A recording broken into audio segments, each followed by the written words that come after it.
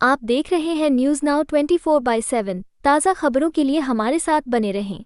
कांग्रेस नेता राहुल गांधी ने सोमवार को आरक्षण पर 50% की सीमा हटाने और देश में जाति आधारित सर्वेक्षण कराने का वादा किया।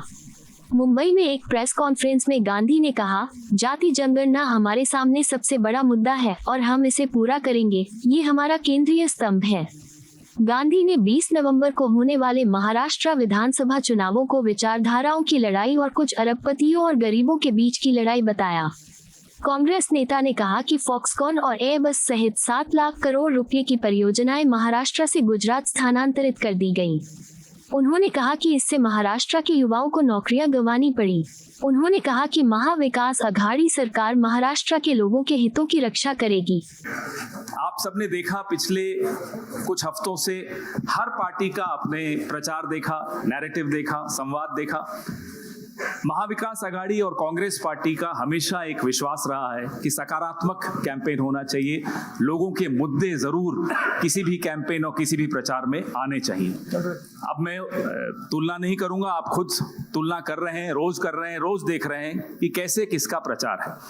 राहुल गांधी जी ने, मल्लिकार्जुन खड़गे साहब ने, हमारी पूरी पार्टी ने हमेशा ये प्रयास किया है कि मुद्दों पर आधारित प्रचार हो और मुद्दों पर आधारित ही सरकारें चलें, मुद्दों पर आधारित ही राजनीति हो। मैं ज्यादा समय नहीं लूंगा। मैं राहुल गांधी जी से आग्रह करूंगा कि वो इस प्रेस वार्ता को शुरू करें। नमस्कार। I'd like to welcome all of you here. Maharashtra का जो चुनाव है विचारधारा का चुनाव है और 1-2 अरबपति और गरीबों के बीच में चुनाव है। अरबपति चाहते हैं कि मुंबई की जमीन उनके हाथ चले जाए। एस्टिमेट है 1 लाख करोड़ का एस्टिमेट है। एक अरबपति को 1 लाख करोड़ रुपए देने की बात है। ये बैकग्राउंड मैं आपको दे रहा हूं। हमारी सोच है कि महाराष्ट्र के किसानों को, गरीबों को, बेरोजगार युवाओं को मदद की जरूरत है। रोजगार, महंगाई मेन इश्यूज हैं और हमने क्लियरली बोला है, हर भाषण में मैं बोलता हूं कि हमारी फोकस महिलाओं की मदद करने का है। 3,000 रुपए हर महिला के बैंक अकाउंट में हम डालेंगे। फ्री बस ट्रैवल होगा महिलाओं के लिए। किसानों के लिए 3 लाख रुपए तक का कर्जा माफ होगा। सोयाबीन के 7,000 रुपए प्रति क्विंटल। प्याज के किसानों के लिए fair price committee. Fair MSP कपास के किसानों के लिए। कास्ट सेंसस जो हम तेलंगाना में, कर्नाटक में करवा रहे हैं, वो हम महाराष्ट्र में करवाएंगे। हम जानना चाहते हैं और महाराष्ट्र की जनता को बताना चाहते हैं कि किसकी कितनी यहाँ पे भागीदारी है, कितना पार्टिसिपेशन है, किसकी कितनी आबादी है। हम चाहते थे कि दिल्ली सरकार इसको करे। पार्लियामेंट हाउस में मैंने साफ बोला है, नरेंद्र मोदी जी के सामने बोला है कि हम कास्ट सेंसस करवाएंगे। ये देश के सामने सबसे बड़ा मुद्दा है। तकरीबन 50% एस्टिमेट है, 50% पिछड़ा वर्ग है, उनकी कहीं पार्टिसिपेशन नहीं है, सरकार में नहीं है, कॉर्पोरेट इंडिया में नहीं है, मीडिया में नहीं है। 15% दलित हैं, 8% आदिवासी हैं, उनकी भी कोई पार्टिसिपेशन नहीं है। तो कास्ट सेंसस सेंट्रल पिलर है हमारी स्ट्रेटजी का। हमने पार्लियामेंट हाउस में मैंने कहा है 50% रिजर्वेशन की दीवार भी हम तोड़ देंगे। वो भी प्रधानमंत्री करना नहीं चाहते हैं। हेल्थ इंश्योरेंस का हमारा यहाँ एक स्कीम है जो राजस्थान में बहुत सक्सेसफुल था। 25 लाख रुपए का स्वास्थ्य बीमा गरीब लोगों को, किसानों को, मजदूरों को, बेरोजगार युवाओं को ऑपरेशन की ज़रूरत हो, दवाई की ज़रूरत हो, MRI की ज़रूरत हो, जो भी मेडिकल फैसिलिटीज़ की ज़रूरत हो, 25 लाख रुपए तक की फैसिलिटी हमारी सरकार प्रोवाइड करेगी। और फाइनल जो युवा हैं, जो नरेंद्र मोदी जी की पॉलिसीज़ ने, नोटबंदी ने, GST ने जिनको बेरोजगार किया है, उनके लिए अनएम्प्लॉयमेंट अलाउंस 4,000 रुपए का मंथली, और 2.5 लाख जो सरकारी नौकरियां हैं उनको हम कमिट कर रहे हैं कि उनको हम आपके हवाले करेंगे। तो ये हमारा प्रोग्राम है।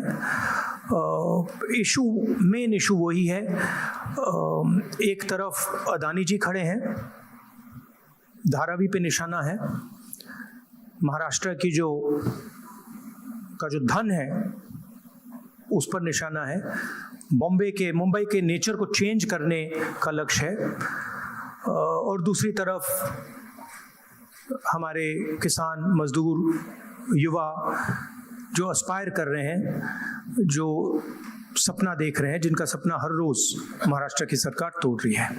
तो ये लड़ाई है। Thank you. एक एक करके मैं अभी बता रहा हूँ, एक मिनट, बिल्कुल। अभी आपने बड़ा अच्छा व्यवस्थित रखा। इससे पहले आप सवाल शुरू करें, राहुल जी से मैं आग्रह करूंगा कि आपके सामने कुछ और भी कुछ ऐसा दिखाएं। एक सेकंड, वो क्या था? व्हाट वाज द नारा दैट मोदी जी गेव? क्या है? एक है तो सेफ है। हाँ, यस, दैट वाज। ये देखिए,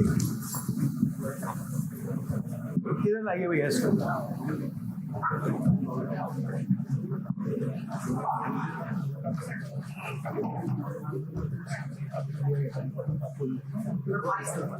ये है नरेंद्र मोदी जी का एक है तो सेफ है। ये देखिए, एक है तो सेफ है।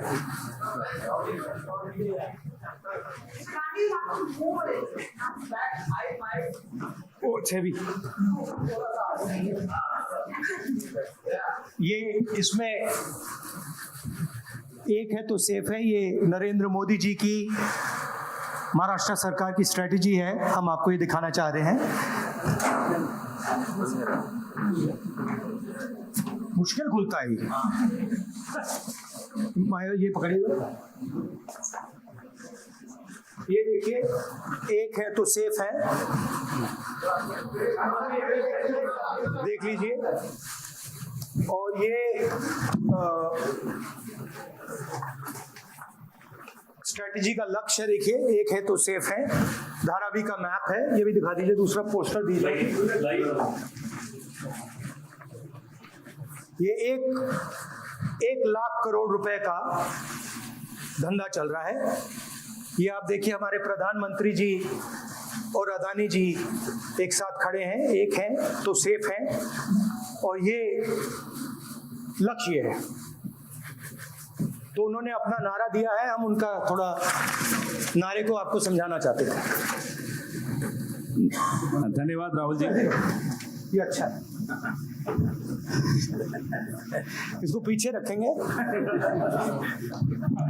अच्छा, वो पोस्टर भी लगा दो साइड पे। पकड़ लो, एक इस साइड पकड़ लो। बताइए भैया। एक सेकेंड, आलोक देशपांडे, इंडियन एक्सप्रेस। राहुल जी, आप हमेशा कहते आए हैं कि महाराष्ट्र के डीएनए में कांग्रेस है। तो जब से ये इलेक्शन का मुद्दा चुनाव शुरू हुआ, तब जब विकास का मुद्दा था, तो आज वो आगे कटेंगे तो कटेंगे, वो जिहाद के मुद्दों पे आके रुक गया है।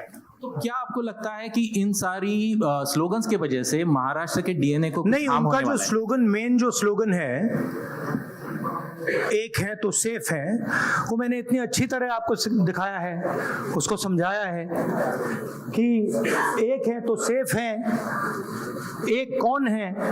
एक नरेंद्र मोदी जी हैं, अदानी जी हैं, अमित शाह जी हैं। सेफ है तो कौन सेफ है? अदानी जी सेफ हैं। कष्ट किसको होगा? धारावी की जनता को होगा। नुकसान किसका होगा? धारावी की जनता को होगा। जो हिंदुस्तान की स्मॉल और मीडियम इंडस्ट्रीज हैं, जिसका एक चिन्ह धारावी है, उसको एक व्यक्ति के लिए खत्म किया जा रहा है। तो लड़ाई यही है। नारा उन्होंने दिया, हमने आपको समझा दिया। इस इलेक्शन का नारा मोदी जी ने दिया है और बिल्कुल सही नारा है। एक है तो सेफ है।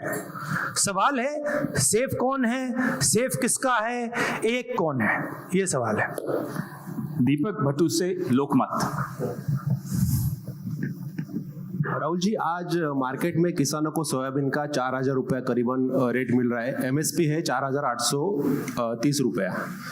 तो आपने कहा है कि हम लोग 7,000 रुपया देंगे अगर सत्ता पे आएंगे तो, और प्लस बोनस, तो 4,000 और 7,000 प्लस बोनस, ये जो डिफरेंस है वो कहाँ से कांग्रेस कॉम्पेंसेट करेगी? ये हमने सारे कैलकुलेशंस कर रखे हैं, हमारा एक्सपीरियंस है, हमने ऐसी ही पॉलिसीज छत्तीसगढ़ में चलाई हैं, तो financially there is no problem, this is easily feasible, we have done all the calculations. Maharashtra का इकोनॉमी का स्टडी किया है हमने, अगर आप डिटेल्स चाहते हैं तो हमारी टीम से हम आपको पूरा फाइनेंशियल डिटेल्स, ये जो हमारी कमिटमेंट्स हैं, इसका पूरा फाइनेंशियल डिटेल हम आपको दे देंगे, कोई प्रॉब्लम नहीं है। रंजीत सिंह, ANI। अभी राहुल जी गुड मॉर्निंग, मैं रंजीत ANI से।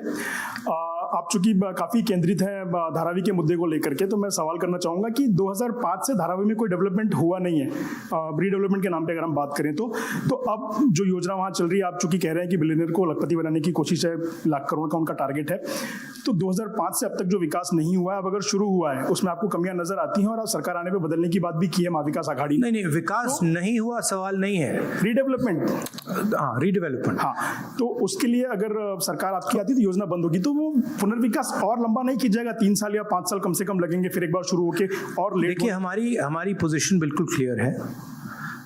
ये जो जमीन है, जो लोग धारावी में रहते हैं उनकी जमीन है, वो उस पे सालों से रह रहे हैं, वहाँ पे वो काम करते हैं, स्मॉल और मीडियम बिजनेसेस का हब है।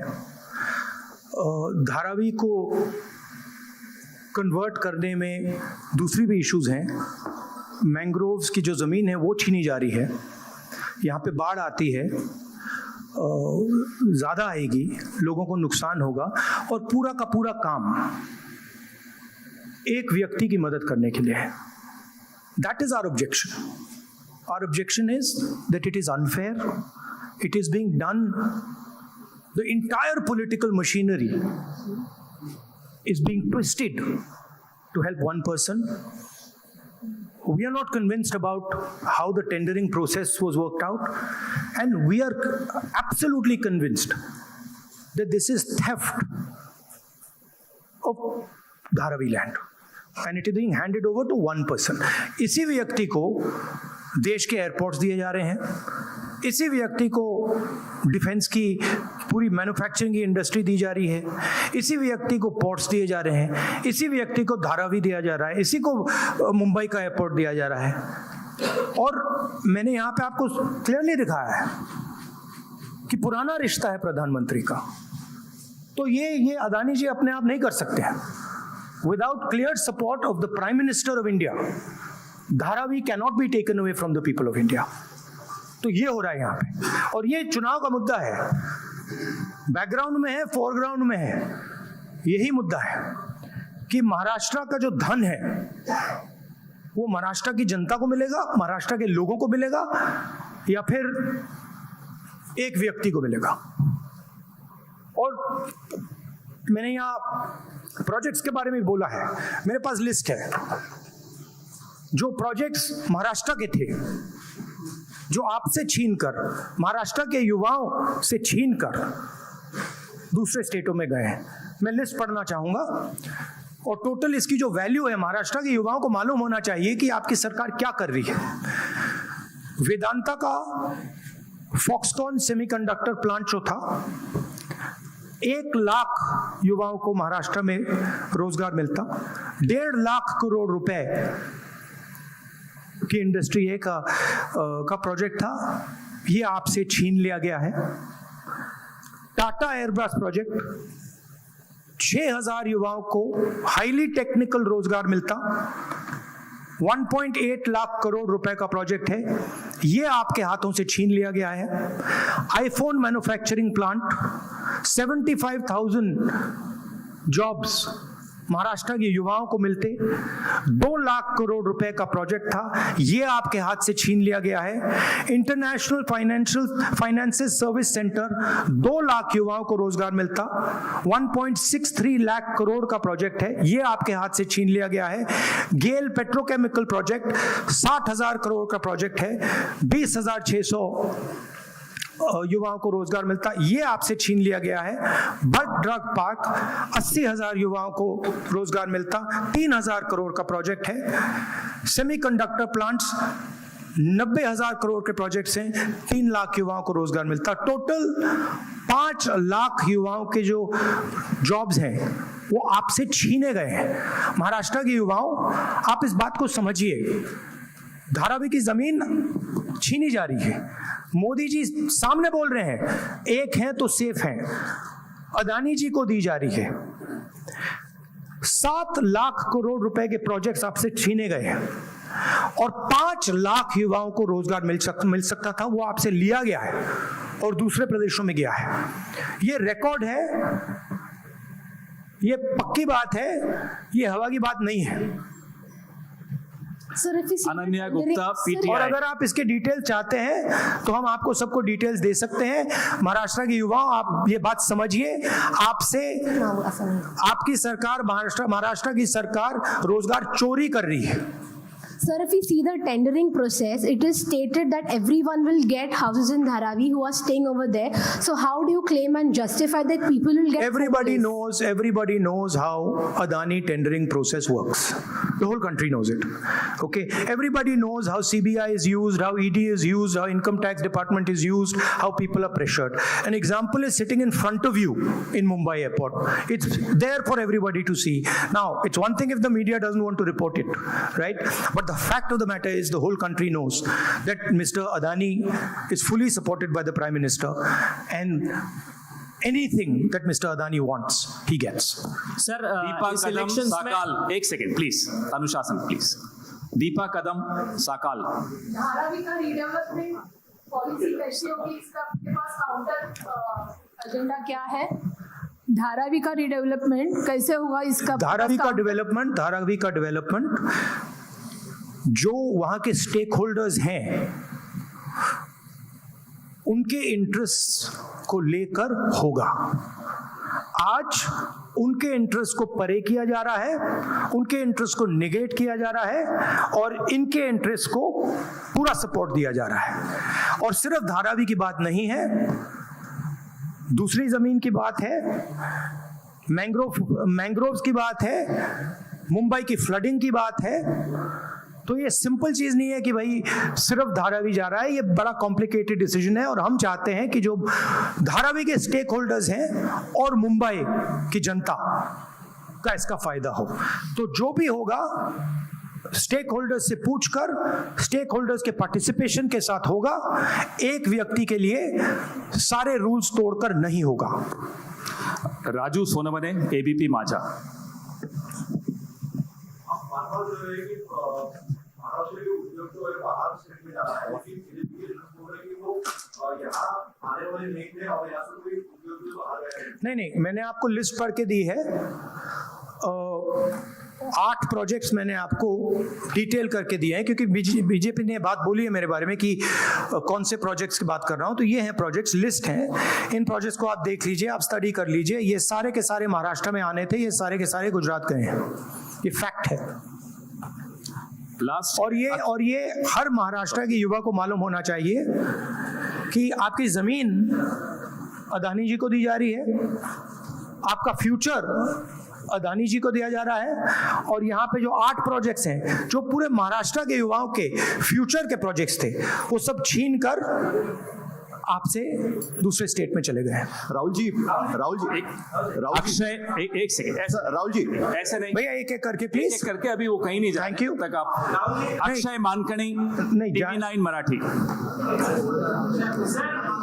सर, राज्य के विधानसभा इलेक्शन चालू है, बट देवेंद्र फडणवीस बोल रहे हैं कि ये धर्मयुद्ध अभी खेलना पड़ेगा, क्योंकि सज्जाद तोमानी जो मुस्लिम पर्सनल लॉ बोर्ड के प्रवक्ता है, उनकी एक ऑडियो देखिए बीजेपी को डिस्ट्रैक्ट करने की आदत है।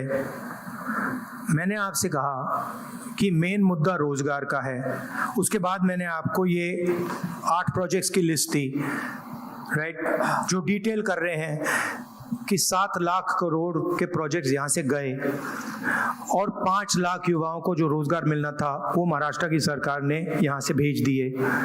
धारावी की ज़मीन की बात की, 1 लाख करोड़ रुपए की वैल्यू है, महाराष्ट्र की है, मुंबई की है, मुंबई के लोगों की है, वो आपके सामने छीनी जा रही है। जो स्टेक होल्डर्स हैं उनको परे किया जा रहा है, ठीक है। किसानों को सही दाम नहीं मिलता है, बेरोजगारी बढ़ती जा रही है, महंगाई है। अब बीजेपी इन सवालों के जवाब कैसे दे? वो दे ही नहीं सकती है, तो डिस्ट्रैक्ट तो करना ही पड़ेगा, कुछ ना कुछ तो करना पड़ेगा, मगर डिस्ट्रैक्शन होगा नहीं। लास्ट क्वेश्चन साहिल जोशी। राहुल जी यहाँ पर है। राहुल जी यहाँ पर है। भैया last question please. Rahul ji यहाँ पर है। किसको दे रहे हैं? साहिल यहाँ पर। सर यहाँ पर।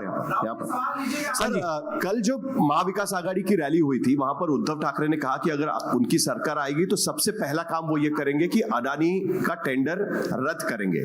क्या आपको लगता है कि आप और शिवसेना यूबीटी इस बात पर ज्यादा पॉलिटिकली अलाइंड है, आइडियोलॉजिकली आप ज्यादा अलाइंड है? कल आपके ट्वीट का भी उन्होंने जिक्र किया था जो आपने बाला साहब ठाकरे के इस पर किया था, तो आपको लगता है कि आप दोनों ज्यादा अलाइंड है इस चीज पर? देखिए सिंपल सी बात है, हमारी जो सरकार आएगी वो महाराष्ट्र के लोगों की इंटरेस्ट को प्रोटेक्ट करेगी। जो धारावी में हो रहा है वो महाराष्ट्र की जनता के इंटरेस्ट के खिलाफ है, वो धारावी के जो रेजिडेंट्स हैं उनके इंटरेस्ट के खिलाफ है, वो मुंबई के जो रेजिडेंट्स हैं उनके इंटरेस्ट के खिलाफ है। हम महाराष्ट्र के, मुंबई के और धारावी के जो रेजिडेंट्स हैं उनके इंटरेस्ट को प्रोटेक्ट करेंगे, इसीलिए हम एक साथ खड़े हैं। और जो उद्धव जी ने कहा है वो सही है और उसका मैं सपोर्ट करता हूँ। धन्यवाद राहुल जी, आप सबको बहुत बहुत धन्यवाद। सर, फिर आएंगे, बहुत जल्दी आएंगे। 23 तारीख के बाद फिर आएंगे। धन्यवाद, थैंक यू। सुनिए भैया एक सेकंड मुझे बोलने दीजिए प्लीज। एक सेकंड। सो थैंक यू, आप सबका बहुत बहुत धन्यवाद। आगे भी जाना है, देखिए मुझे झारखंड जाना है। भैया आप प्लीज बैठ जाइए, मैं बात कर रहा हूँ, आप बैठ जाइए 2 मिनट, डिस्टर्ब मत कीजिए। हाँ, तो आप सबका मैं धन्यवाद करता हूं। मुझे झारखंड में भी ऐसा ही प्रेस कॉन्फ्रेंस करना है और टाइमिंग की थोड़ी इशू है, तो मैं आप सबका धन्यवाद करता हूं। और इन चीज़ों के बारे में आपके और सवाल हों तो हमारी टीम यहाँ है, जो भी आपके सवाल होंगे वो डिटेल आपको दे देंगे। थैंक यू वेरी मच, नमस्कार। चैनल को सब्सक्राइब करें।